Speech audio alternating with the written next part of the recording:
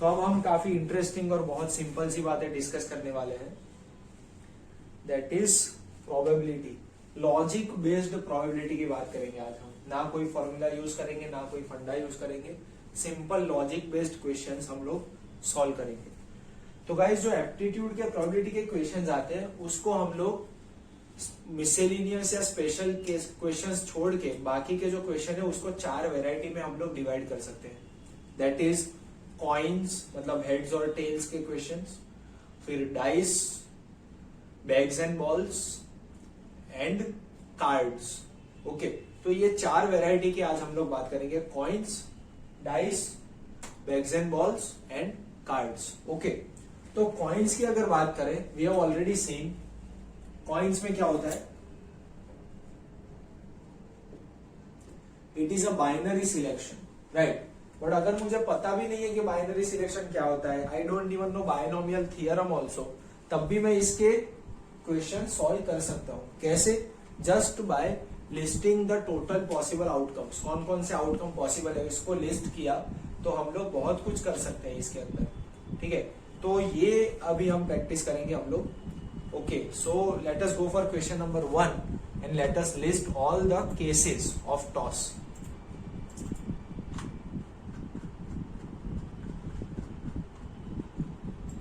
Two coins are tossed. Find the probability of getting.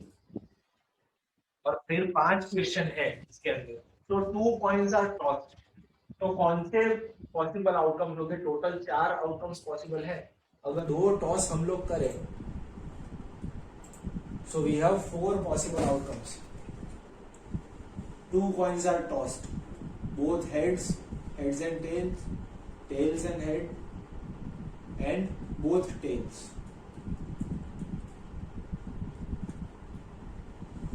Okay, these are 4 possible outcomes.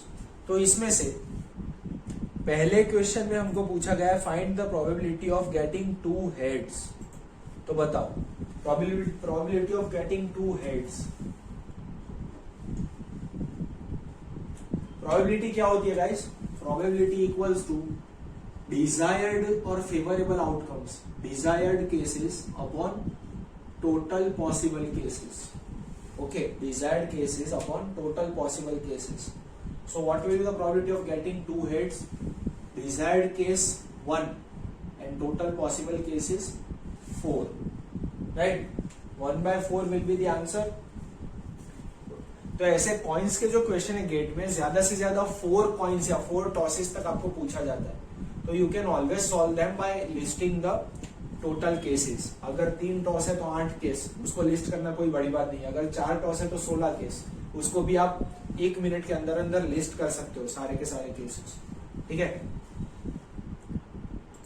Question number सब question 2 में था 1 head and 1 tail is required. तो probability कितनी हो जाएगी? 1 head and 1 tail. तो HT and TH both will be our desired cases. तो 1 head and 1 tell में हो जाएगा 2/4, दैट इज 1/2, ठीक है ना। थर्ड में हमको पूछा गया है एटलीस्ट 1 हेड। थर्ड में हमको पूछा है एटलीस्ट 1 हेड, कम से कम 1 हेड चाहिए। तो this and this 3 outcomes will be our desired outcomes. So 3/4 at least 1 head मतलब कम से कम एक बार हेड चाहिए। फोर्थ में पूछा है no head at all. Okay, fourth में पूछा है नो हेड, तो मतलब बोथ आर टेल्स, एक भी हेड नहीं है। So that will be also 1/4, ठीक है। एग्जैक्टली 1 हेड, एग्जैक्टली 1 हेड में फिर से HT या TH, exactly 1 head is required. So इसमें 1 second will be having 1/2 probability. सबको समझ में आई है? 2 heads, 1 head 1 tail, at least 1 head, no head and exactly 1 head. 3 coins are tossed simultaneously.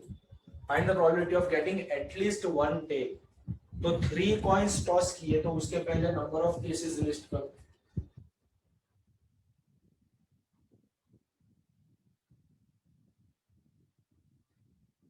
3 coins अगर हमने लगाए, एटलीस्ट 1 टेल चाहिए।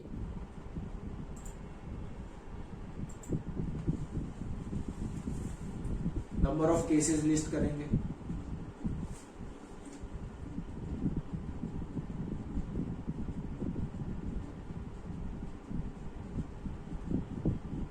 एट केसेस होने चाहिए, 2/3। At least one head is required.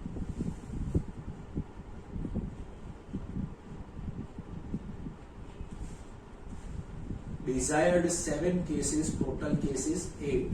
7/8 will be the answer. कितना सिंपल है ना?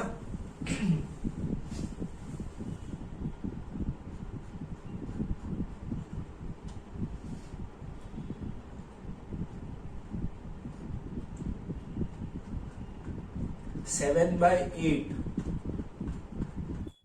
सिंगल थ्रो ऑफ 2 डाइस, मतलब 2 डाइस थ्रो किए तो टोटल 10 आना चाहिए। तो टोटल 10 आने के लिए कौन कौन से आउटकम पॉसिबल होते हैं वो हम लिखेंगे। दो डाइस है तो टोटल 10 आने के लिए 6 4 4 6 and 5 5 5 can not be repeated, वो सेम ही हो जाएगा। सीक्वेंस मैटर नहीं करेगा, इसमें करेगा। समझ में आ रहा है एवरीबॉडी? 6 4 4 6 एंड 5 5। तो टोटल 10 आने के लिए desirable cases 3 and total possible cases are 36। हम 2 डाइस थ्रो कर रहे हैं तो टोटल पॉसिबल केसेस आर 36। इसमें 1 2 3 4 5 6 और इसमें 1 2 3 4 5 6। तो क्या हो जाएगा? 1 1 1 2 1 3 1 4 1 5 1 6 2 1 2 2 2 3 2 4 2 5 2 6। ऐसे 6 into 6 total 36 combinations are possible, right? So total cases 36, desired cases 3. Probability will be 1/12 for getting sum of 10, total of 10. तो डाइस में बहुत ही सिंपल है, जितने थ्रो कर रहे हैं उसका सारा कॉम्बिनेशन जो है रिक्वायर्ड वो बनाने पड़ेंगे। That's it, very simple.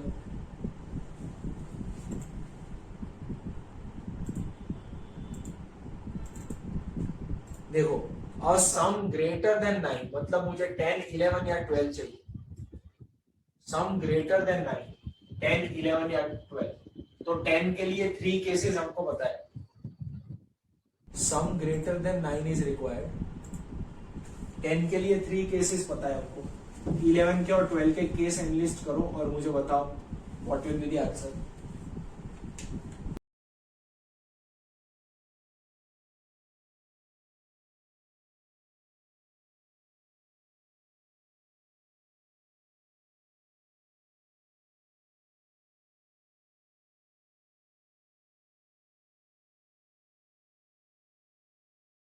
Eleven के लिए क्या होगा? 5 6 एंड 6 5, ये कॉम्बिनेशन पॉसिबल है। 12 के लिए ओनली 6 6। तो मुझे क्या चाहिए? 10 और का मतलब प्लस, और 11 और 12 ग्रेटर देन 9 आना चाहिए। सो 10 आएगा और 11 और इंग्लिश वाला, और 10 और 11 और 12, that will be the out. Okay, so here I get 6/36, that is 1/6. Okay, C में क्या चाहिए? टोटल ऑफ 9 और 11, 9 और 11। तो यहां पे क्या होगा? 11 के लिए तो हमें पता है 2 आउटकम। 9 के लिए 6 3 3 6 4 5 5 4।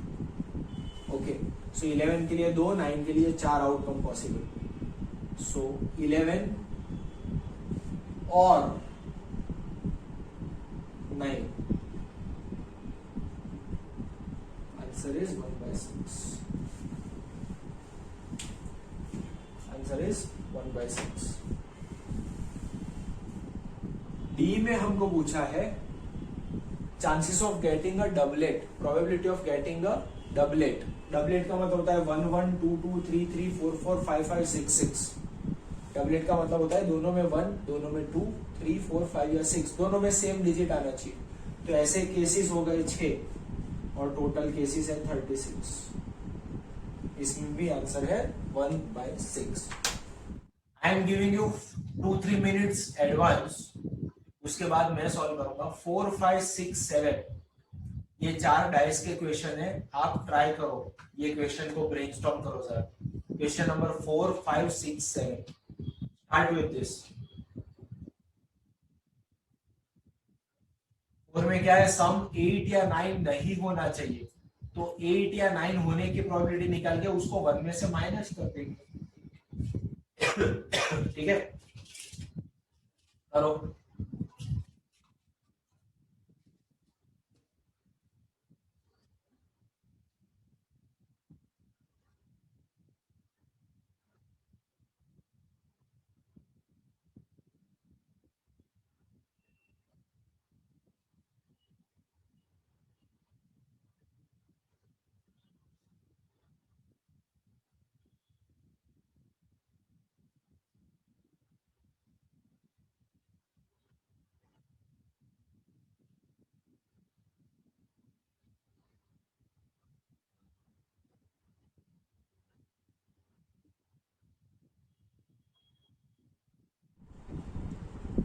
नाइन के पॉसिबल केसेस 4 है, वो हमको पता है। 8 के लिए कितने हैं?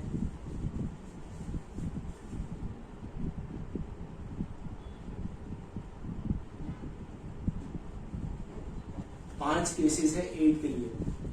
सो 8 या 9 आने की प्रोबेबिलिटी विल बी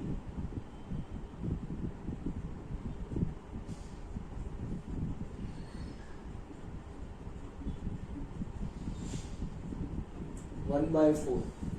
तो हमें क्या चाहिए क्वेश्चन में, 8 या 9 नहीं आना चाहिए, तो उसकी प्रोबेबिलिटी बन जाती है 1 - 1/4, which is 3/4 is the probability कि 8 या 9 नहीं आएगा answer. In a single throw of 2 dice, find the probability that their sum is multiple of 3 or 5। Multiple of 3 और 5 उसका लिस्ट बनाओ पहले, कौन कौन से चाहिए। मल्टीपल ऑफ 3 और 5, मल्टीपल ऑफ 3 और 5 मतलब 3, 6, 9, 12, 5 and 10। ओके, इन सब के लिए कितने कॉम्बिनेशन बन सकते हैं, आप लिस्ट बनाओ। 1, 2, 2, 1।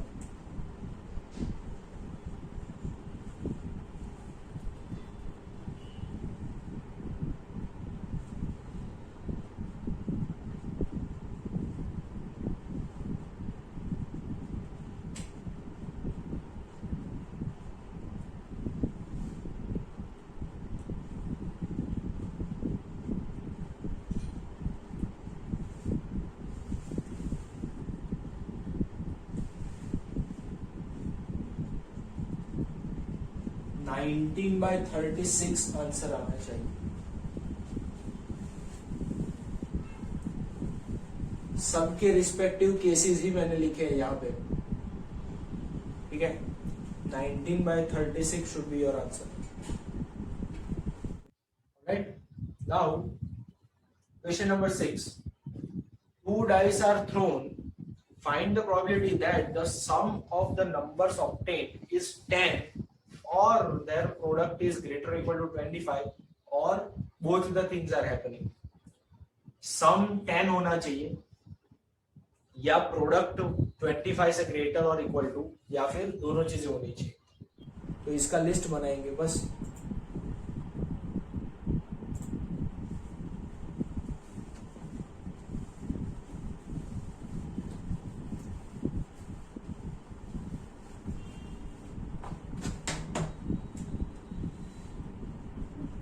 सम 10 होने के लिए 3 केसेस हमको ऑलरेडी पता है, हमने 3 क्वेश्चन में कर लिए। ओके, प्रोडक्ट ग्रेटर और इक्वल टू 25, इसीलिए क्या क्या चाहिए, 5, 5, 6, 5, 5, 6 और 6, 6। 6, 4 में प्रोडक्ट 24 होता है, तो उससे ज्यादा चाहिए हमको, राइट। तो गाइस यहां पे what will happen over here, ये 5, 5 को हम 2 बार नहीं ले सकते, ये ओवरलैप हो रहा है, राइट। हमें और चाहिए, या तो ये हो सकता है, या तो ये हो सकता है, या दोनों हो सकते हैं, ऐसा केस चाहिए। सो हम 1 2 3 4 5 6 7 केस नहीं लेंगे, दिस इज रिपीटेड, तो इसको एक ही बार कंसिडर करेंगे। So probability equals to 6/36, 1/6 will be the answer. समझ में आ रहा है? सिर्फ एक ही चीज पे यहाँ पे ध्यान देना है, बाकी सब तो हमको पता है। अगर रिपीट हो रहा है और में पूछा है तो 2 बार थोड़ी लेंगे हम लोग, नहीं ले सकते 2 बार। Okay, so we will have to consider it only once. 150 dice are thrown. How many are expected to fall 5? 150 dice are thrown. How many are expected to fall 5? मतलब अगर 150 डाइस को थ्रो किया तो कितने में 5 आएगा टेंटेटिवली, एक्सपेक्टेड टू फॉल 5। एक throw में 5 आने की प्रोबेबिलिटी है 1/6 और हमने की है 150 throw, so that is 25। Okay, छोटा सा क्वेश्चन था, बहुत ही सिंपल, बट कभी कभी क्या हो जाता है, हम लोग प्रोबेबिलिटी यही सोच रहे हैं ना, तो हमें लगता है आंसर 0 और 1 के बीच में आना चाहिए, बट यहाँ पे प्रोबेबिलिटी नहीं पूछी है। यहाँ पे हमको पूछा है कि कितने डाइस में 5 आने की संभावना है। संभावना कितनी है वो नहीं पूछा, ठीक है, कितने डाइस में 5 आ सकता है, एक्सपेक्टेड टू फॉल 5 नहीं, कुछ भी होता तो भी इतना ही आंसर आता, ठीक है।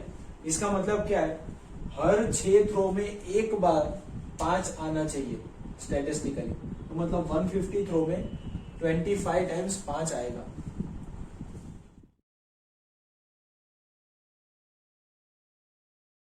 हम बात करेंगे बैग्स एंड बॉल्स और उसके बाद बात करेंगे कार्ड्स की, ठीक है। तो दोस्तों, बैग्स एंड बॉल्स अगर इसके बारे में प्रोबेबिलिटी पूछी जाए तो I have to just keep in mind just one thing, we have to figure out कि जितने भी बॉल्स जो निकाले गए हैं बैग के अंदर से, उनको वन आफ्टर अनदर निकाला गया है या साथ में उनको रिमूव किया गया है, वन थिंग।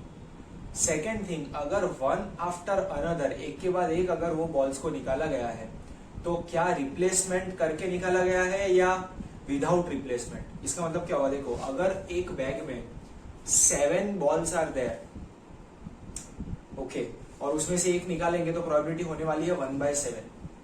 अब अगर दूसरा निकालेंगे तो now the probability will B 1/6, है कि नहीं, राइट। बट अगर पहला वाला वापस रख दिया और फिर से निकाला तो then again probability will be 1/7। समझ में आ रहा है? तो मतलब with replacement and without replacement, इसमें total number of balls change हो जाएंगे, इतना हमको ध्यान में रखना है, ठीक है। Otherwise everything is just common sense और आप बहुत आराम से कर सकते हो।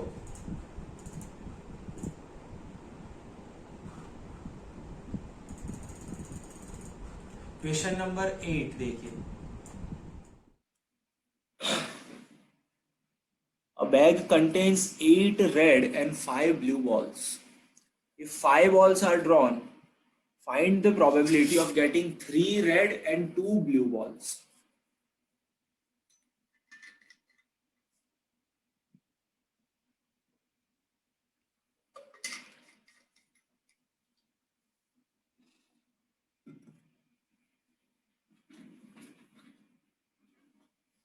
दोस्तों, क्वेश्चन नंबर 8 क्या बोला है, 8 red and 5 blue balls are there, उसमें से टोटल 5 बॉल निकालते हैं, तो मुझे 3 रेड और 2 ब्लू बॉल्स चाहिए। Okay, 8 red and 5 blue balls,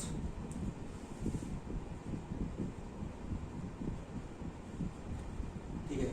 तो मतलब अगर हम सोचे कि टोटल पॉसिबल केसेस, प्रोबेबिलिटी क्या होती है, desired cases upon total cases, right. Probability will be desired cases upon total cases, है कि नहीं। तो अगर हम टोटल पॉसिबल केस देखें तो कितने हुए, selecting 5 balls out of 13, total 13 ball है, उसमें से हम लोग 5 बॉल को निकाल रहे हैं, ठीक है। तो selecting 5 balls out of total 13 balls, ये हो गए टोटल पॉसिबल केसेस। और obviously sequence does not matter, this is a selection, पहले लाल बॉल निकला या पहले ब्लू बॉल निकला उससे फर्क नहीं पड़ता है, ठीक है। और हमें चाहिए क्या, what do we need, desired cases हो जाएंगे कि जो 8 रेड है उसमें से 3 रेड सिलेक्ट होने चाहिए, 3, एंड जो 5 ब्लू है उसमें से 2 ब्लू बॉल्स सिलेक्ट होने चाहिए।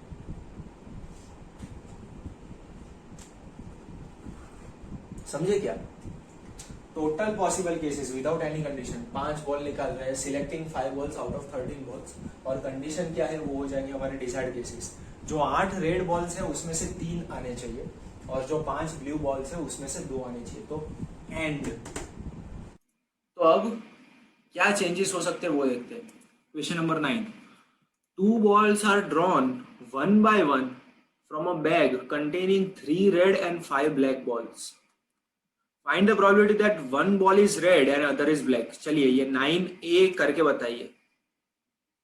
2 balls are drawn, 3 red और 5 black balls में से।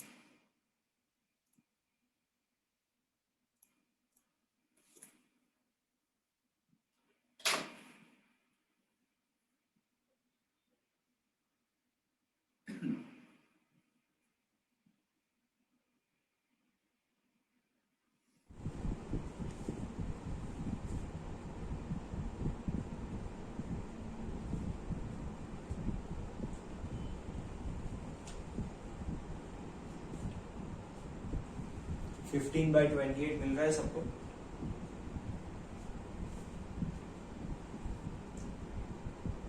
तो इसको एक और तरीके से भी कर सकते हैं गाइस। देखिए, not using selection, using common sense, it is the same thing ultimately. What do I want? अगर मैं 2 बॉल निकाल रहा हूं, एक रेड और एक ब्लू, राइट? तो either it can be first red second blue, और it can be second red first blue. समझे? Sorry, first red and second blue, और first blue and second red. Okay, either it can be R B और B R. तो इसको directly common sense से भी कर सकते हैं। टोटल रेड बॉल्स कितने हैं? टोटल रेड बॉल है 3 और ब्लैक बॉल है 5। Okay, so first ball red निकलने के चांसेस विल बी 3/8। जाहिर सी बात है, टोटल 8 बॉल है उसमें से 3 रेड है।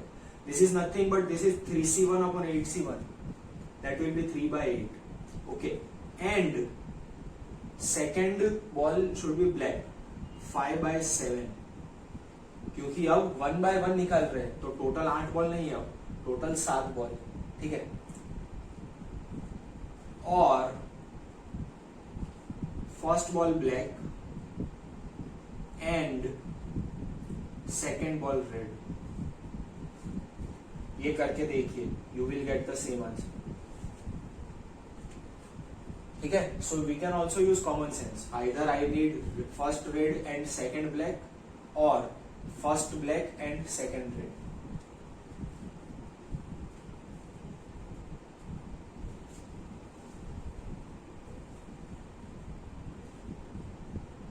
ऑलराइट,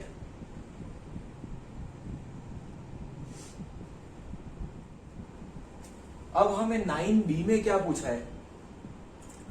9B में हमसे कहा गया है कि find the probability that first ball is red and the second is black. First ball is red and the second is black, so only this much will be the answer of 9B, first red and second black. Okay, तो it will be 15/56। Everybody got this, right? 9B, first red and second black. ये था 1 red and 1 black, तो sequence दोनों possible हो सकते थे। यहां पे first red and second black. Okay,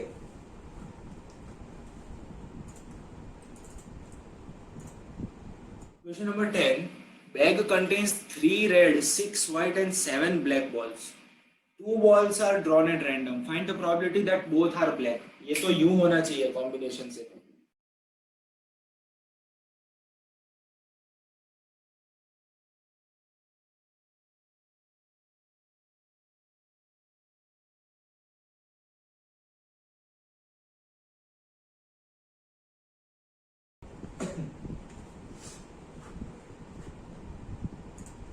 ठीक है ना, this is very simple, 7c2 upon 16c2, very good.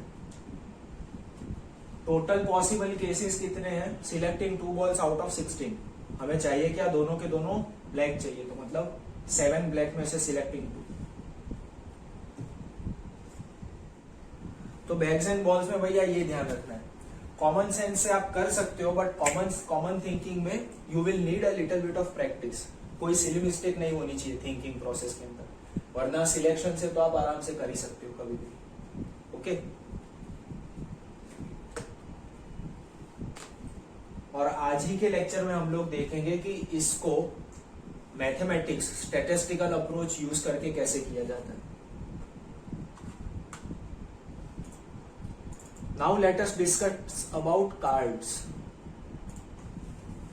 Cards में अगर हम देखें तो how many colours are there,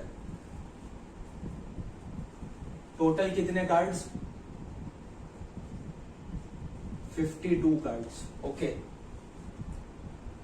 right, अगर हम रेड और ब्लैक कलर की बात करें देन इट इज 2 कलर्स,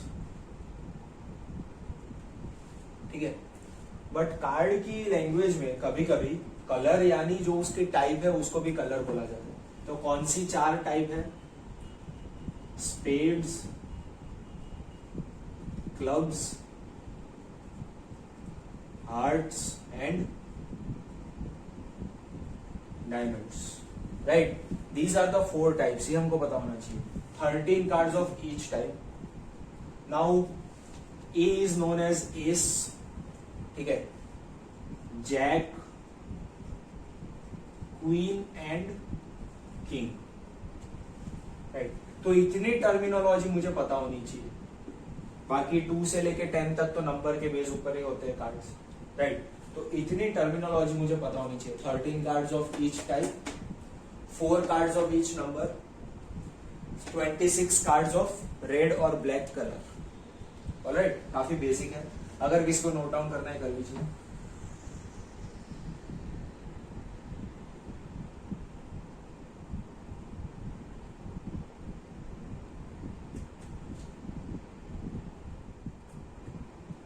तो गाइस, कार्ड्स के लिए जो बुक्स में कहीं पे भी दिया है कोई मेथड आपको याद रखने की जरूरत नहीं, मैं कमाल की मेथड आपको बता रहा हूँ based on common logic. Okay, it will be very easy to remember. तो पहले देख लीजिए question. 1 card is drawn from a pack, pack, deck, well shuffled deck of cards, बड़े बड़े वर्ड्स आपके लिए यूज करेंगे। Simply there are 52 cards. Find the probability of getting a jack और अ स्पेड और a black card. Black card, probability of getting a jack और a spade और a black card, ठीक है। तो ध्यान से देखिए,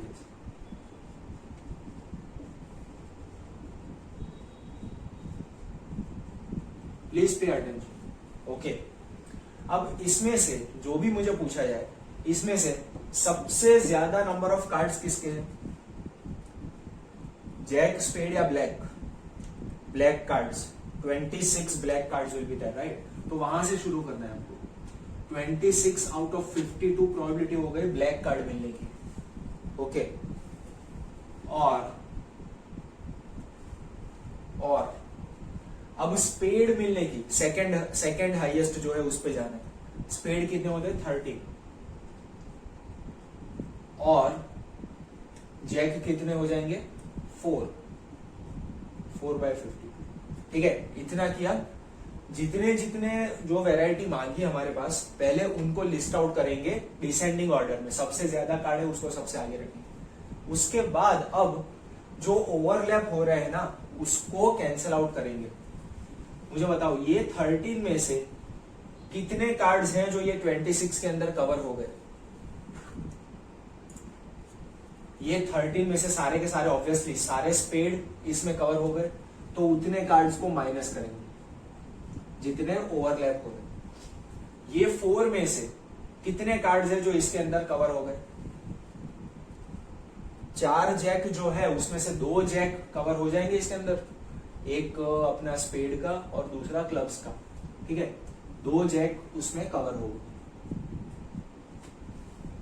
अब ये देखना है कि इसमें से यहाँ पे कितने कवर हो जाएंगे। Actually 1 jack will be covered, but ये 13 के 13 निकल चुके, तो और एक बार माइनस नहीं करेंगे हम। इसका जो जैक था वो यहाँ पे रिमूव हो चुका है ऑलरेडी, समझ रहे हो। तो ये हो गया हमारा answer. Once again I am repeating, जो हाईएस्ट नंबर ऑफ कार्ड्स है वहां से शुरू करो, फिर सेकेंड, फिर थर्ड, फिर फर्स्ट में से बाकी सबके जितने ओवरलैप हो रहे हैं उतने माइनस करो, फिर सेकंड में से जो रिमेनिंग है उसके अगर कोई ओवरलैप है तो उसको माइनस करो। हमने यहाँ पे इसलिए नहीं किया क्योंकि इसका जैक जो था वो ऑलरेडी निकल चुका है, ठीक है। So now this is the answer.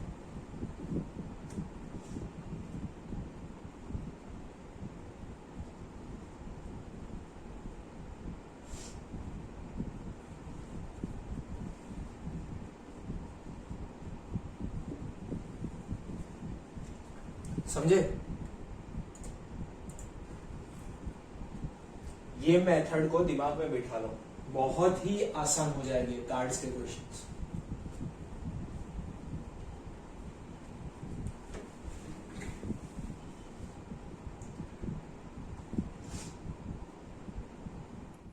Question number 12,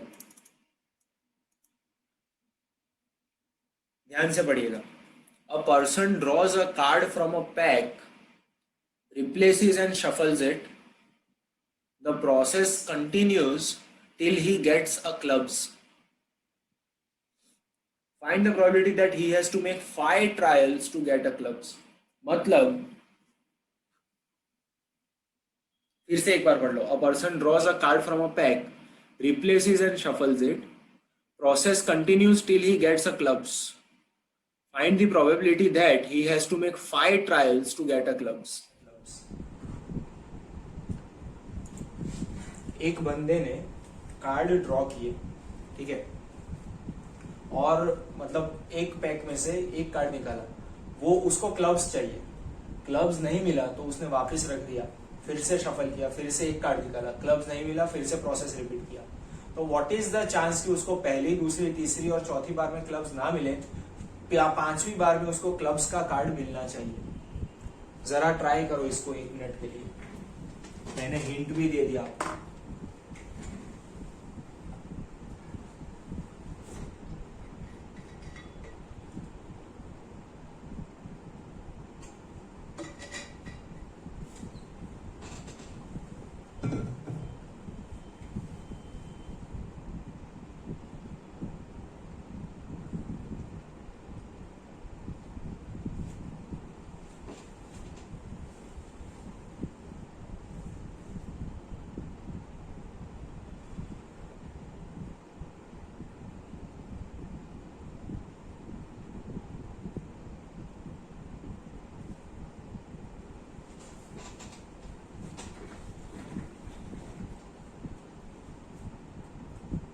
पहली बार में क्लब्स नहीं मिलना चाहिए, तो व्हाट आर द चांसेस? बाकी के 39 कार्ड्स में से एक आना चाहिए, ठीक है। एंड दूसरी बार में क्लब्स नहीं मिलना चाहिए, एंड तीसरी बार में क्लब्स नहीं मिलना चाहिए, 4th टाइम क्लब्स नहीं मिलना चाहिए, एंड 5th ट्रायल में क्लब्स के कार्ड्स में से कोई मिलना चाहिए। बस इतना सिंपल होता है। If I keep my thinking straight, I can get to the answer very easy.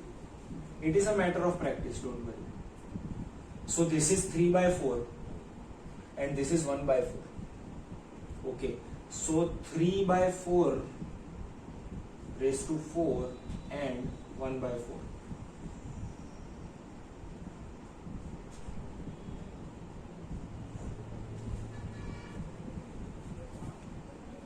ठीक है।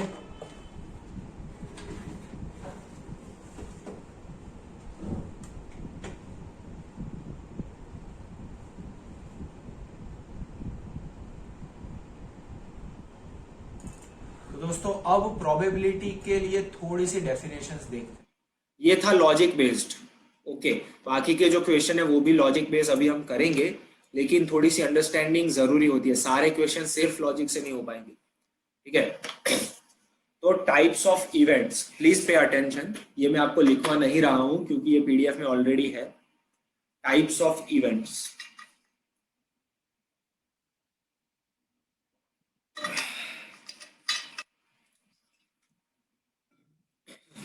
Complementary event. कॉम्प्लीमेंट्री इवेंट मतलब everything except the desired cases. मतलब अगर मैंने एक डाई को थ्रो किया और मुझे चाहिए 3, तो 1 2 4 5 6, दीज आर कॉम्प्लीमेंट्री इवेंट्स.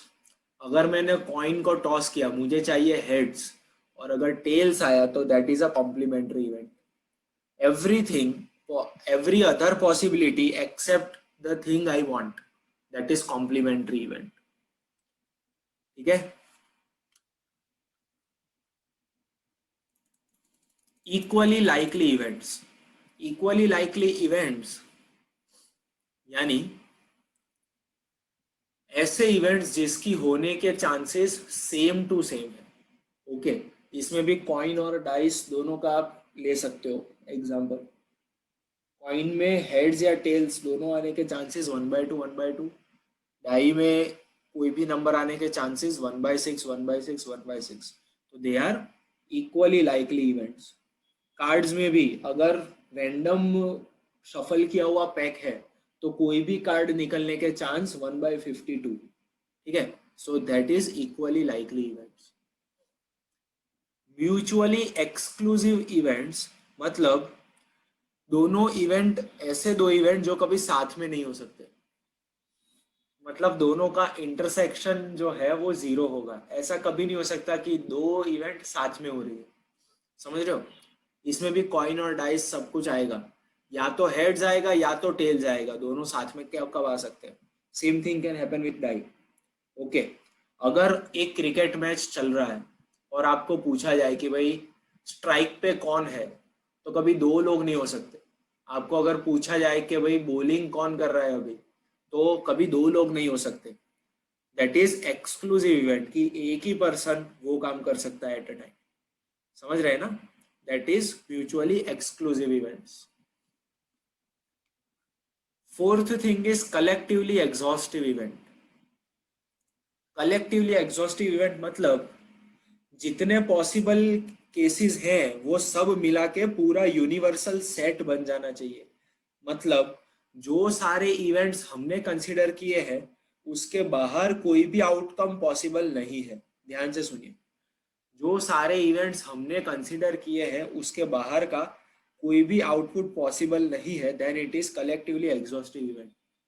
अगर मैंने एक डाई थ्रो किया और मैंने कंसीडर किया कि 1 2 3 4 5 6, तो दे आर कलेक्टिवली एग्जॉस्टिव क्योंकि उसके अलावा और कोई आउटकम पॉसिबल ही नहीं है. समझ रहे हैं ना.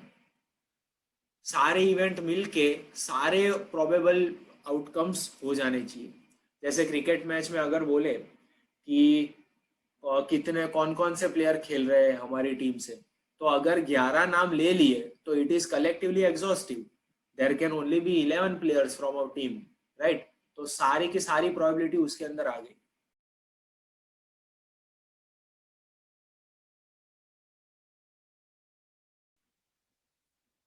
और हमारे लिए सबसे important definitions independent and dependent events. Independent and dependent events. Dependent event का मतलब होता है अगर इवेंट ए हो चुका है कि नहीं, उससे इवेंट बी की प्रोबेबिलिटी चेंज होती है. इवेंट ए हो चुका है या नहीं, उससे इवेंट बी के अकर होने की प्रोबेबिलिटी चेंज होती है. Then B is dependent on event A. Otherwise, it is independent from event A. समझे. कई बार स्पोर्ट्स में, क्रिकेट मैच में ऐसे स्टैटिस्टिक्स दिखाते हैं ना. India wins 80% matches when openers score more than 100 runs. तो क्या हुआ, अगर ओपनर 100 से ज्यादा स्कोर करते हैं तो इंडिया के विनिंग परसेंटेज चेंज हो जाते हैं. सो that is a dependent event कि अगर ओपनर ने अच्छा परफॉर्म किया तो जीतने के चांसेस बढ़ गए. That is a dependent event, right. But अगर मैं ऐसा बोलूं जैसे कॉइन में या डाई में हमने देखा है, अगर पिछली बार डाई में 3 आया था तो नेक्स्ट टाइम 3 आने के चांसेस बढ़ेंगे? नहीं, ऐसा नहीं होता है। Every time it will remain 1/6 only. तो dice throw is independent event. समझ में आ रहा है?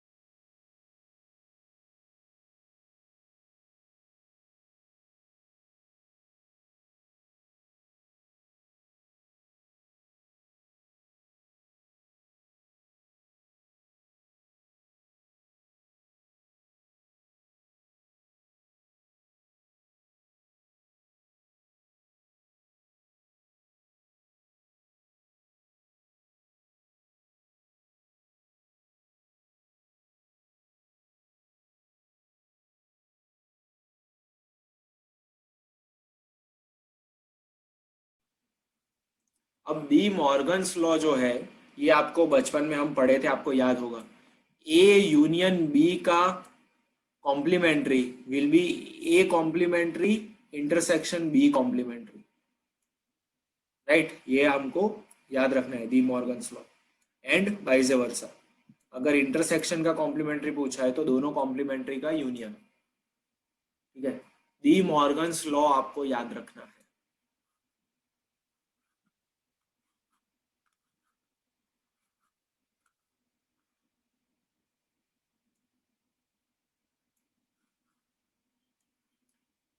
अब गाइस प्रोबेबिलिटी जो है ना, उसके दो अप्रोच होते हैं। प्रोबेबिलिटी स्टडी करने के दो पॉसिबल अप्रोच होते हैं, ठीक है? जिसमें एक होता है क्लासिकल अप्रोच, जो सालों से इसको यूज किया जा रहा था। क्लासिकल अप्रोच क्या बोलता है कि भैया कुछ भी होने के चांसेस जो है उनको सेम लेना चाहिए, okay, without considering the other factors. Classical approach assumes that all possible outcomes are equally likely. इसका मतलब क्या हुआ, ध्यान से सुनिएगा। अज्यूम करो कि मैं गरम कपड़े वुलन क्लोथ्स का बिजनेस कर रहा हूँ। तो अगर मैं मेरा बिजनेस ऐसे प्लान करूँ कि जनवरी से लेकर दिसंबर तक सभी महीने में इक्वल सेल्स होगा, तो ये हो गया क्लासिकल अप्रोच। क्या ये सही है?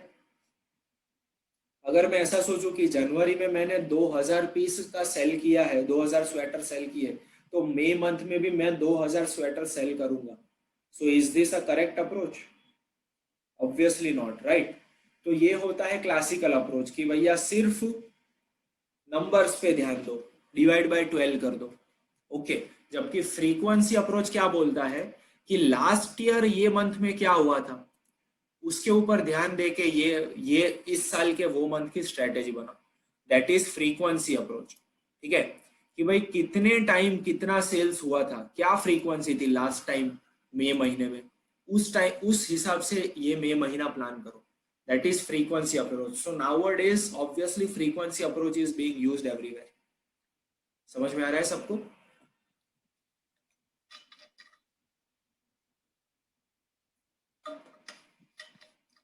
क्लासिकल एंड फ्रीक्वेंसी अप्रोच,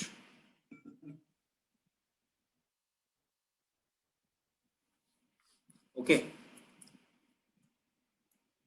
अब गाइस सबसे इंपॉर्टेंट पार्ट पे आ रहे हैं हम लोग, मतलब लॉजिकल प्रोबेबिलिटी को छोड़ के बाकी जो चीज की जरूरत पड़ेगी प्रोबेबिलिटी के लिए, that is these two rules, okay. Rules of probability. Probability of A union B. A union B का मतलब क्या हुआ? अभी तक हमने जो क्वेश्चन किए उसमें अगर मुझे बोलना है नॉर्मल लैंग्वेज में, तो ए यूनियन बी मतलब क्या?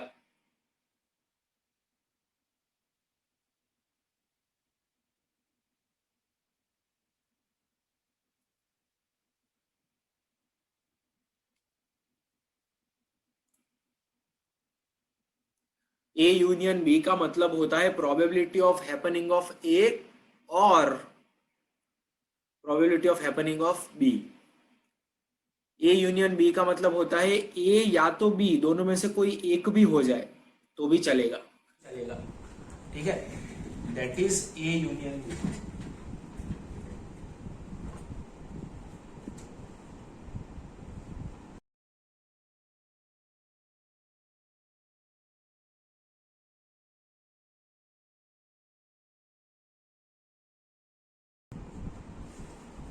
ओके, तो this is a, this is B, तो डूइंग टास्क ए और टास्क बी गिव्स मी 4 + 3 7 तरीके, याद आ रहा है? ठीक है, तो मतलब यूनियन मतलब और, यूनियन मतलब और, ठीक है। और अगर मुझे ऐसा बोल दे कि probability of occurrence of both the task, जैसे कि मैं बोल दूं कि कोई एक पर्टिकुलर प्लेयर है, ऑलराउंडर प्लेयर है, ठीक है, तो वो 5 विकेट लेगा मैच में, उसकी प्रोबेबिलिटी इतनी है, लेट अस से 30%, और वो 50 रन्स बनाएगा, उसकी प्रोबेबिलिटी है 40%। तो व्हाट इज द प्रोबेबिलिटी कि वो 5 विकेट भी लेगा और 50 रन्स भी बनाएगा? So probability of happening of event A and event B, that is A intersect B, दोनों चीजें होनी चाहिए।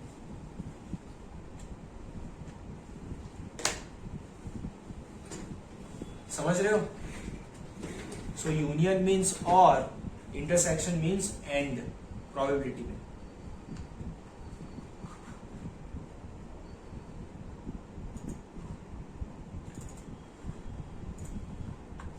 तो दोस्तों जाहिर सी बात है, probability of A union B equals to probability of A plus B minus intersection, ये तो दिख ही रहा है यहां पे। अगर मैं ए यूनियन बी करूं तो probability of A plus probability of B मैंने किया, तो ये बीच का इंटरसेक्शन जो है वो 2 बार आ गया, तो एक बार उसको माइनस करना पड़ेगा, है ना। So probability of A union B equals to probability of A plus probability of B minus probability of A intersection B, right. और अगर ए और बी दोनों इंडिपेंडेंट इवेंट है तो इंटरसेक्शन विल बी 0। अगर ए और बी दोनों इंडिपेंडेंट इवेंट है मतलब दोनों साथ में हो ही नहीं सकते, तो इंटरसेक्ट करेंगे ही नहीं, समझे। ए और बी अगर दोनों इंडिपेंडेंट इवेंट है then intersection will be 0, right.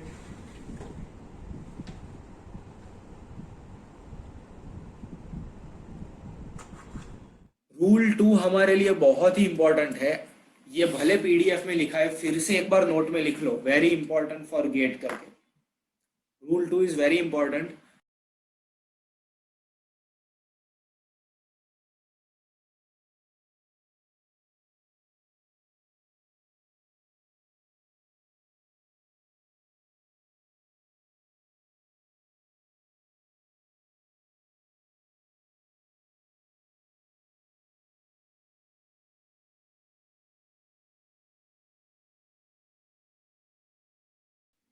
इसको बोला जाता है कंडीशनल प्रोबेबिलिटी। ध्यान दीजिए please. Probability of B slash A का मतलब होता है probability of B provided that A has already happened. मतलब कंडीशनल प्रोबेबिलिटी हमने देखा ना, डिपेंडेंट इवेंट के केस में ये आएगा, ए के होने से बी की प्रोबेबिलिटी चेंज होती है, then it is known as conditional probability. And without any condition अगर कोई भी प्रोबेबिलिटी होती है तो दैट इज मार्जिनल प्रोबेबिलिटी, ठीक है। तो ये मैं क्या कहना चाह रहा हूं,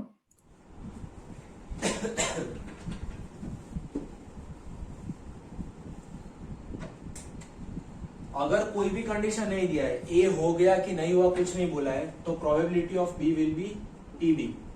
this is known as marginal और एब्सोल्यूट प्रोबेबिलिटी। अगर ये वाला दे दे then this is conditional probability that A has already happened, तब B होने की probability कितनी, ठीक है। और अगर ध्यान से सुनिएगा, अगर A और B independent event है then this will be equal to this, क्योंकि A के होने ना होने से B की probability में कोई फर्क ही नहीं पड़ेगा। If A and B are independent events then conditional probability does not exist, it will be equal to marginal probability only, probability of A slash B का मतलब होता है probability of occurrence of A provided that B has already happened. समझे? तो ये rule जो है ना ये बहुत इंपॉर्टेंट है, हम एग्जाम्पल में यूज करेंगे इसको। आपको आइडेंटिफाई करना पड़ेगा कि ये क्वेश्चन में ये रूल से काम होगा, क्योंकि अगर ये रूल आपको याद नहीं है ना तो थिंकिंग कर करके आप बहुत गलत रास्ते पे चढ़ सकते हो। ऐसे क्वेश्चंस में काफी कंफ्यूजन क्रिएट हो जाता है। सो ये रूल को बहुत इंपॉर्टेंस देना पड़ेगा।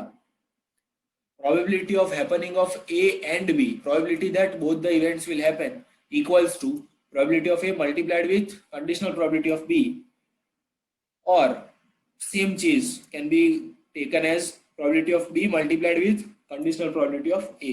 समझे? ये अभी यूज करना आएगा अभी के क्वेश्चन में, तो ये रूल आपको याद रखना है, ठीक है। और एक इंपॉर्टेंट प्रॉपर्टी है, देखिए जाहिर सी बात है अगर ये इंडिपेंडेंट इवेंट हो गई तो जो मैंने अभी बताया conditional probability will become marginal only, right. तो उस टाइम पे it will be directly multiplication of two probabilities. और एक छोटा सा कंडीशन है, अगर ए और बी इंडिपेंडेंट है तो उसके सारे कॉम्प्लीमेंट्री कोई भी कॉम्बिनेशन आप बना लो वो भी इंडिपेंडेंट ही होंगे। तो अब आप सोचेंगे कि कोई रूल को यूज करना है कि कॉमन सेंस से क्वेश्चन करना है। काफी क्वेश्चन ऐसे होते हैं जो दोनों से हो जाएंगे, ठीक है। तो let us start with question number 13 now.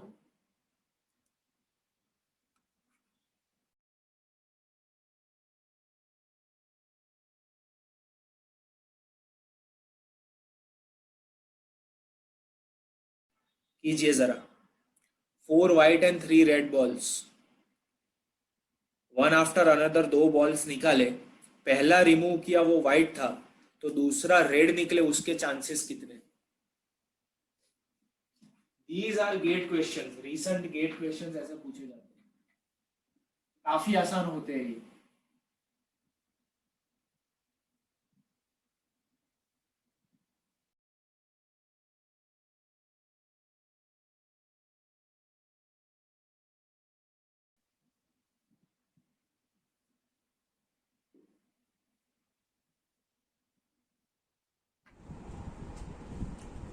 The answer is 1/2।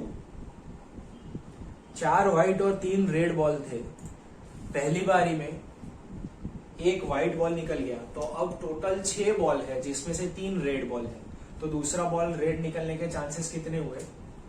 3/6, that will be 1/2। समझ में आ रहा है? 4 व्हाइट और 3 रेड बॉल थे, पहली बारी में व्हाइट निकल गया, वो हमको दे दिया कि वो हो गया। अब इसको देख के क्या हो जाता है पता है हमारे दिमाग में, हम कंडीशनल प्रोबेबिलिटी लगाने का ट्राई करते हैं, लेकिन उसकी जरूरत ही नहीं है। सिंपल चीज है, जो हो गया उसको एलिमिनेट करके चेंज हो रही प्रोबेबिलिटी हमको दिख रही है कि अब 6 बॉल है, we can easily measure that कि नाउ देयर आर 6 बॉल्स। तो फिर कंडीशनल प्रोबेबिलिटी का फॉर्मूला ब्ला ब्ला ब्ला सोचने की जरूरत ही नहीं। Answer will be 1/2। Question number 14। A loaded die has following probability distribution। loaded die मतलब मैनिपुलेशन किया हुआ है डाई के अंदर, जैसे शकुनी ने किया था महाभारत में, ट्रिक किया हुआ है, सबकी प्रोबेबिलिटी 1/6 नहीं है, ठीक है। तो loaded die has the following probability distribution. If 3 such dice are thrown, probability of getting 1, 5 and 6।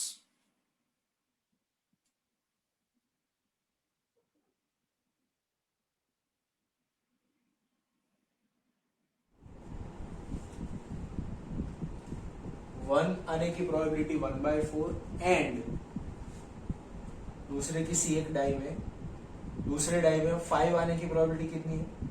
1/8 and तीसरे में 6 आने की probability 1/4। So just this will be the answer.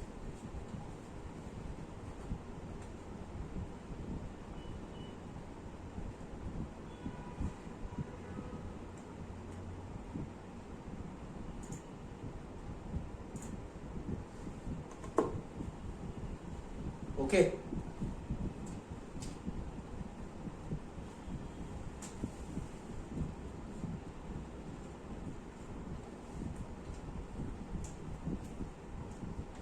पहले में 1 आना चाहिए, दूसरे में 5 आना चाहिए, तीसरे में 6 आना चाहिए। ऑलराइट, तो ऐसे छोटे छोटे ट्विस्ट वाले क्वेश्चन होते हैं गाइस। ये ट्विस्ट देख के हमको कभी भी टेंशन में नहीं आ जाना है कि ऐसा तो कभी देखा ही नहीं। अरे देखा नहीं तो क्या है, this is not rocket science, this is very easy.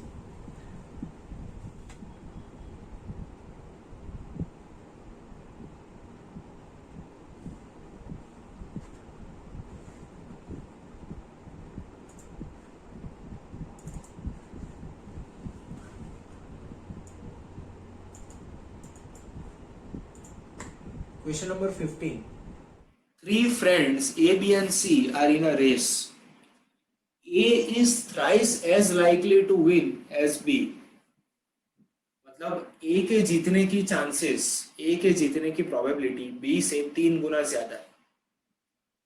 B is thrice as likely to win as C.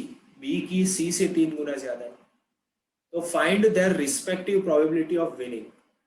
ये मैं आपको 2 मिनट देता हूं, इसको करने का ट्राई कीजिए। जस्ट इमेजिन की गेट में ये क्वेश्चन आपके सामने आ गया, अब क्या करो। मैंने भी वैसे ही किया था। इसमें प्रोबेबिलिटी आती है कि नहीं आती है उससे कोई फर्क नहीं पड़ता। This is a aptitude common sense question.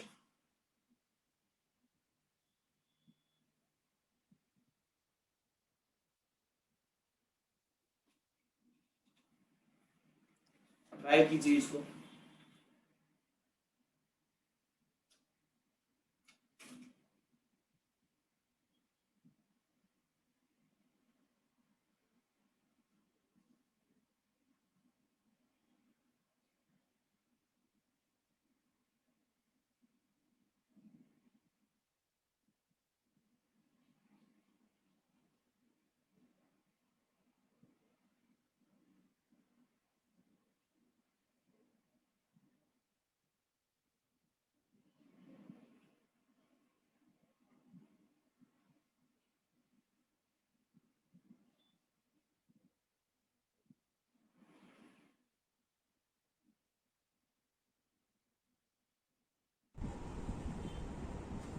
अगर मैं C के जीतने की प्रोबेबिलिटी ले लूं X, तो B की उससे 3 गुना है 3x, और A की जो है वो B से 3 गुना है 9x। ठीक है, और ये 3 लोग, सिर्फ ये 3 लोग ही रेस कर रहे हैं। So that will give me कि तीनों की probability total will be 1। Therefore 9x plus 3x plus x equals to 1। तो यहां से मुझे मिल गया 13x equals to 1, x equals to 1 by 13। तो मतलब P की प्रोबेबिलिटी है 1 by 13, B की है 3 by 13 और A के जीतने के चांसेस है 9 by 13। सिंपल सा क्वेश्चन। अब इसमें मुझे प्रोबेबिलिटी, परम्यूटेशन, कॉम्बिनेशन, कोई फॉर्मूला, रूल्स, कंडीशनल कुछ भी नहीं पता है तो भी मैं कर सकता हूं। I just need confidence and simple thinking. ठीक है, find the probability that 2 vowels always come together. The letters of the word English are arranged randomly. Find the probability that 2 vowels always come together. तो हमने permutation combination में ये question किया था कि अगर 2 वॉवेल साथ में आते हैं तो what will be the possible arrangement. तो बस इन दोनों का रेशियो करना है और कुछ नहीं। हमारे पास वर्ड है इंग्लिश। ठीक है, अब इसमें probability will be desired cases upon total cases. तो डिजायर्ड केसेस कितने हो गए? डिजायर्ड केसेस में हम क्या करेंगे, ई और आई को साथ में रखेंगे, then it will be desired cases. मतलब what will it be, total 7 की जगह पे 6 यूनिट्स हमने किया है परम्यूटेशन कॉम्बिनेशन में, राइट। टोटल 6 यूनिट्स को अरेंज करना एंड ई और आई को इंटरनली अरेंज करना। And total cases are without any condition 7 factorial. So that will be 6 factorial will be cancelled out with this, only 7 will remain, 2 by 7। ये आराम से 2 mark में पूछा जा सकता है गेट के अंदर। It is a very simple question. Similarly, question number 70.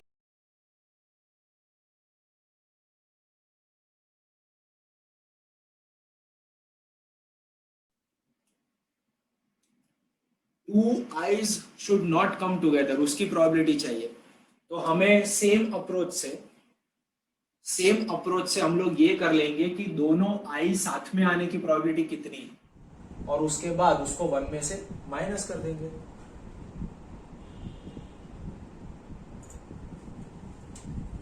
University,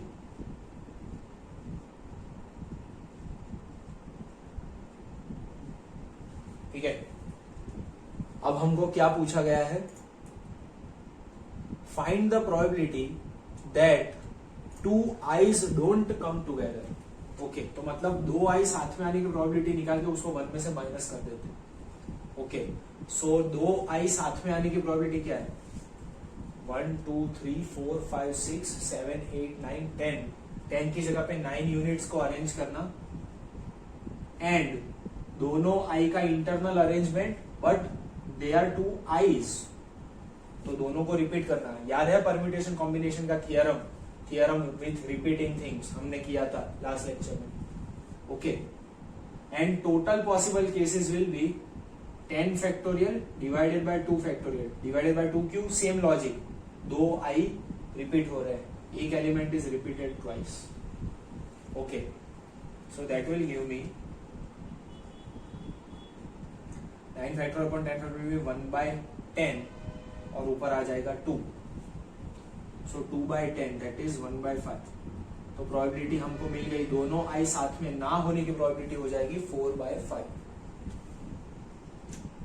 समझे?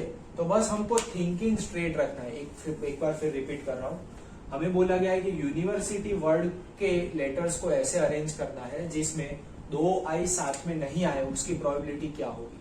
तो हमने क्या किया, तो दो आई साथ में आने की प्रोबेबिलिटी ढूंढ के उसको 1 में से माइनस कर दिया। ऑलराइट, तो दो आई साथ में आने की प्रोबेबिलिटी कितनी है, total possible cases will be 10 factorial upon 2 factorial. 2 factorial से डिवाइड क्यों करना पड़ा, 10 एलिमेंट है तो सिर्फ 10 फैक्टोरियल क्यों नहीं रखा, क्योंकि आई जो है वो 2 बार रिपीट हो रहा है। Theorem number, I think theorem number 3, some different some alike, lecture में देख लीजिए परम्यूटेशन के, ठीक है। और दोनों आई साथ में आने की प्रोबेबिलिटी, मतलब दोनों आई को साथ में रख दिया तो टोटल 9 यूनिट्स, एंड आई का internal arrangement, but it is the same thing, तो divide by 2 factorial, once again the same thing.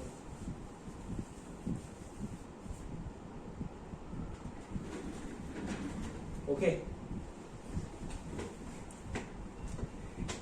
Question number 18। Box contains 20 defective items out of 100 total items. If 2 items are selected without replacement, find the probability that both the items are defective. It is just like bags and balls.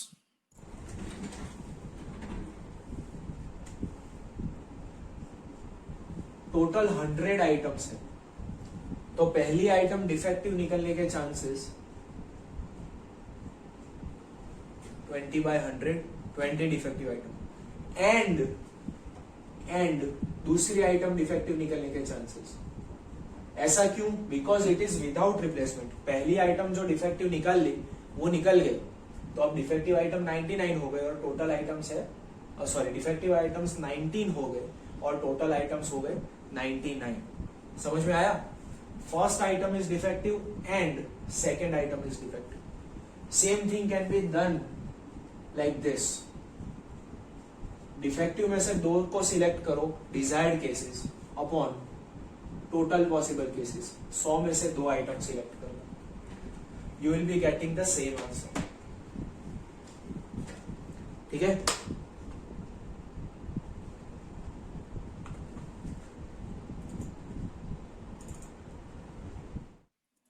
Nineteenth is a wonderful question, बहुत अच्छा question. An elevator starts with 5 passengers and stops at 8 different floors. Find the probability that all 5 passengers get down at different floors.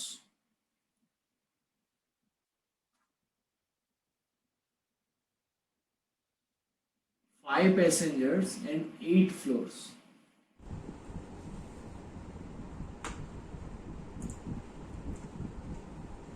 Question समझ में आया ना? एक floor पे सबसे ज्यादा मैक्सिमम एक पर्सन उतरना चाहिए, तभी तो हर एक फ्लोर पे डिफरेंट डिफरेंट हर एक पैसेंजर डिफरेंट डिफरेंट फ्लोर पे उतरेंगे, ठीक है? तो that means desired cases upon total cases कैसे होगा? टोटल केसेस कैसे मिलेंगे गाइस? टोटल केसेस कैसे मिलेंगे?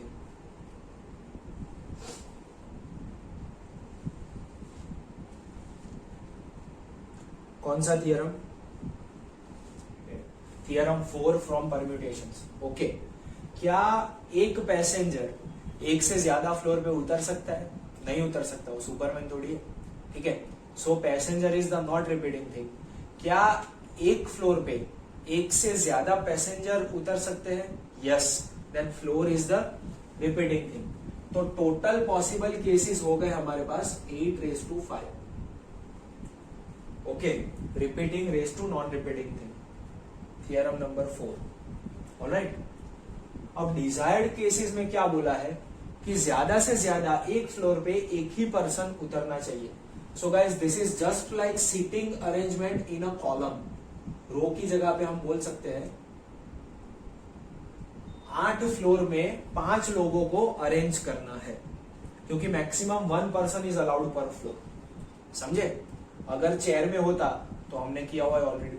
Same thing is over here, maximum 1 minimum 0 person allowed पर फ्लोर, राइट? और यहाँ पे सीक्वेंस मैटर करेगा, क्योंकि अलग अलग पर्सन है ना। पर्सन 1 8 फ्लोर पे उतरा या पर्सन 2 8 फ्लोर पे उतरा, तो it is a different case, sequence matters, right? So desired cases will B 8B5। समझे? फिर एक बार रिपीट करते हैं। हमें क्या पूछा है? प्रोबेबिलिटी दैट हर एक फ्लोर पे ज्यादा से ज्यादा एक ही पर्सन उतरेगा, उसकी प्रोबेबिलिटी चाहिए। तो probability is always desired upon total cases. Total cases without any condition, total cases can be 8⁵ according to theorem 4। Floor is the repeating thing, एक फ्लोर पे एक से ज्यादा बंदे उतर सकते हैं। Passenger is the non repeating thing, एक पैसेंजर एक से ज्यादा फ्लोर पे कैसे उतरेगा? It is impossible, right? So 8⁵ total cases. अब डिजायर्ड केसेस में हमारे पास कंडीशन है कि हर एक फ्लोर के ऊपर maximum 1 person should be allowed. हर एक फ्लोर के ऊपर मैक्सिमम एक पैसेंजर उतर सकता है।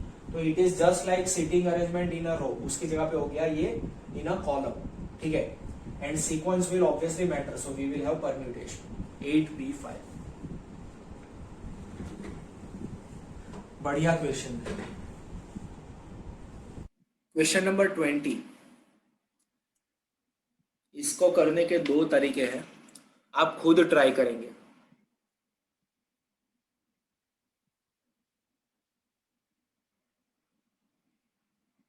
आई am not going to help.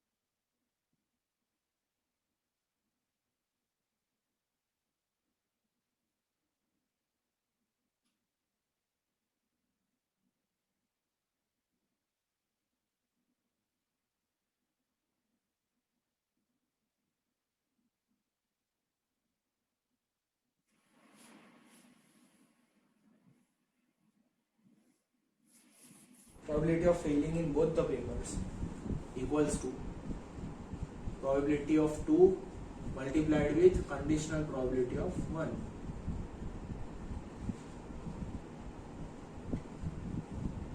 That will be 0.2 into 0.6. The answer will be 0.12.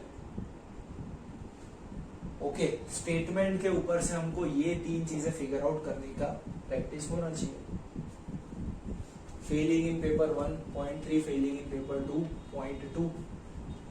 Given that candidate has already failed in paper 2, तो 1 में फेल होने की प्रोबेबिलिटी 0.6.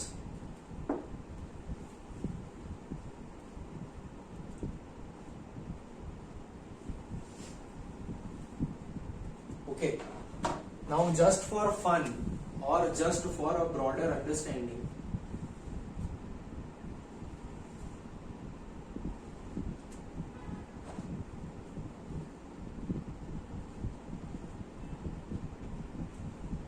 टोटल अगर हम समझ ले कि 100 स्टूडेंट्स हैं, ओके, तो पेपर 1 में कितने फेल हुए? 30. पेपर 2 में कितने फेल हुए? 20. ठीक है.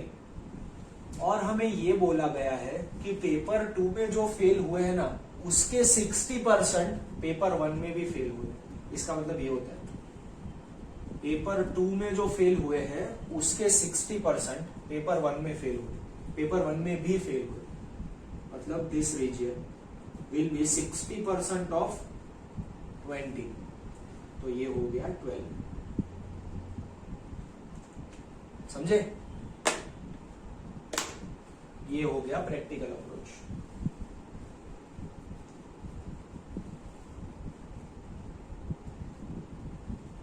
यही लॉजिक पे से ये फॉर्मूला बनाया गया है.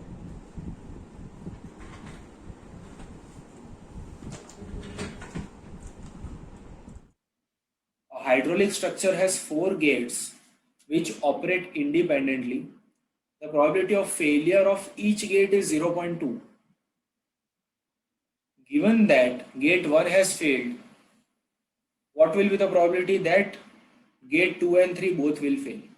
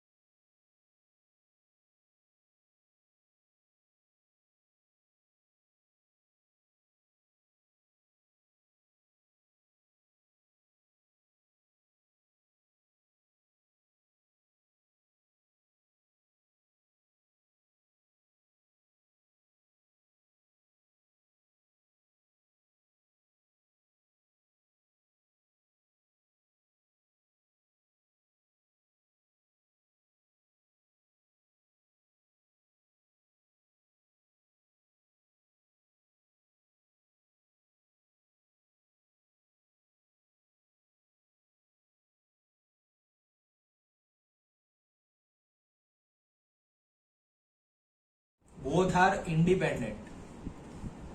Everything is independent. सारे के सारे गेट इंडिपेंडेंट है. तो गेट 1 के फेल होने ना होने से कोई भी फर्क नहीं पड़ेगा.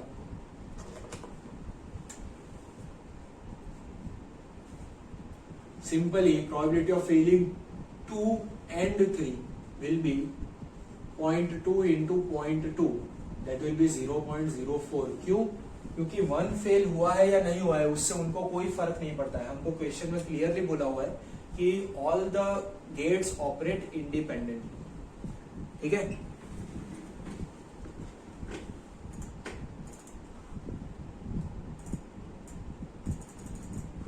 22। इसको भी आप कंडीशनल प्रोबेबिलिटी से भी कर सकते हैं, कॉमन सेंस से भी कर सकते हैं। The chance of a student passing an exam is 20%. Chance of a student passing the exam and getting above 90% marks is 5%.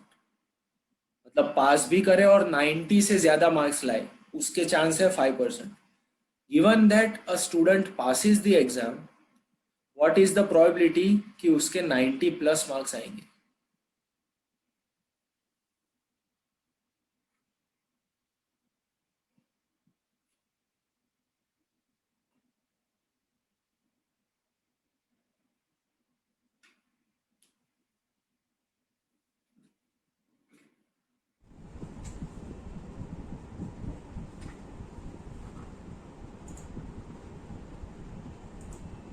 अगर हम इसमें बोल दें कि passing the exam is event A, तो उसके चांसेस 0.2, 20%. अगर हम बोल दें गेटिंग अबव 90 मार्क्स, तो उसके चांस है 0.05. जाहिर सी बात है कि वो 90 प्लस लाएगा तो वो पास तो करेगा ही एग्जाम, ठीक है. तो given that a student has pass the exam, तो what is the probability that the student gets above 90 marks? बढ़िया question. This is also equals to intersection of both. This is also intersection of both, क्योंकि अगर 90 ला रहा है वो, तो पास तो हो ही गया ना. So B is a subset of A. अगर 100 में से 20 बच्चे पास कर रहे हैं एग्जाम और 5 स्टूडेंट हैं जो 90 प्लस मार्क्स लेकर आ रहे हैं, तो ये पूरा का पूरा पासिंग वाले 20 में से ही तो होंगे ना वो 5. जाहिर सी बात है, समझ रहे हो.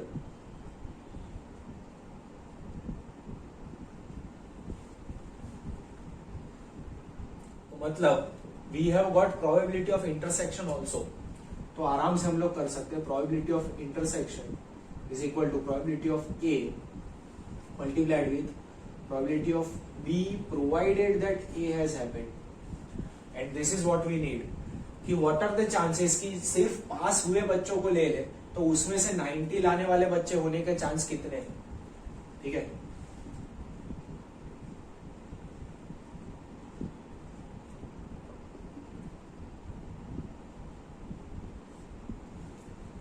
So this will be 0.25. Okay, तो मतलब सिर्फ पास हुए बच्चों का पूल ले ले, तो उसमें से 25% बच्चे जो है वो 90 प्लस मार्क्स लेकर आ रहे हैं.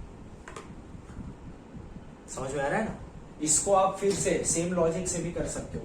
अगर 100 बच्चे टोटल एग्जाम दे रहे हैं, उसमें से 20 पास हुए, ठीक है, और 100 में से टोटल 5 बच्चे हैं जो कि 90 प्लस मार्क्स ला रहे हैं, तो हमको ये पूछा है कि ये 20 का कितना परसेंटेज हुआ है 90 प्लस लाने वाले. तो 20 में से 5, देयर विल बी 0.25 पोर्शन. बहुत अच्छा क्वेश्चन है. Read the question carefully twice और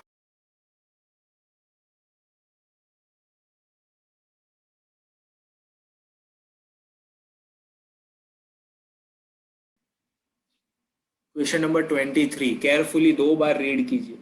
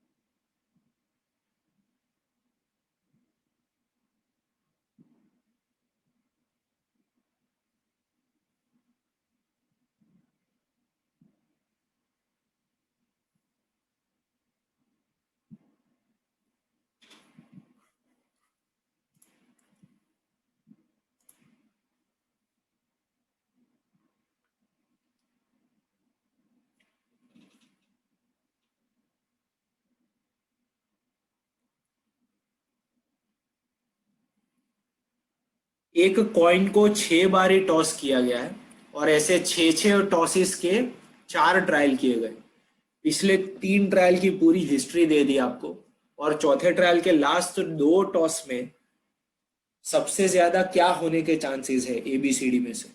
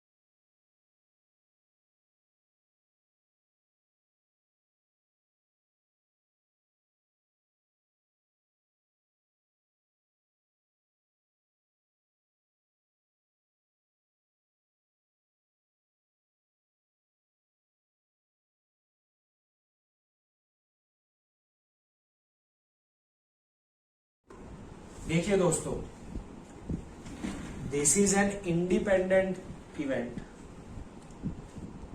this is an independent event. तो पहले 3 बारी क्या हुआ है उससे कोई फर्क नहीं पड़ता।